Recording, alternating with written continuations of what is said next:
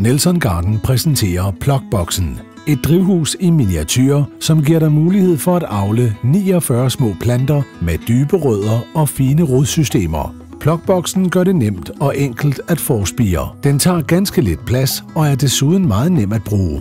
Plugboxen passer til alle sorter af frø, bortset fra de helt store. Plugboxen består af 3 dele: en bund, en såkasse og et låg. Materialet er af meget høj kvalitet. Den tåler en tur i opvaskemaskinen. Begynd med at placere såkassen oven på bunden. Støttebenet skal hvile på kanten af bunden. Det er meget vigtigt, at det er oven på kanten. Fyld cellerne med fin såjord, som du fordeler jævnt og pakker let. Vend låget op og ned og tryk til for at lave små huller i jorden. Det gør det lettere at så frøene. Så et frø i hvert hul. Læs på frøposen, om frøet skal dækkes af jord eller ej.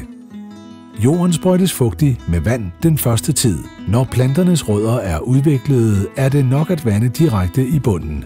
Når låget er på, kan du enkelt regulere ventilationen gennem luftkanalerne i låget.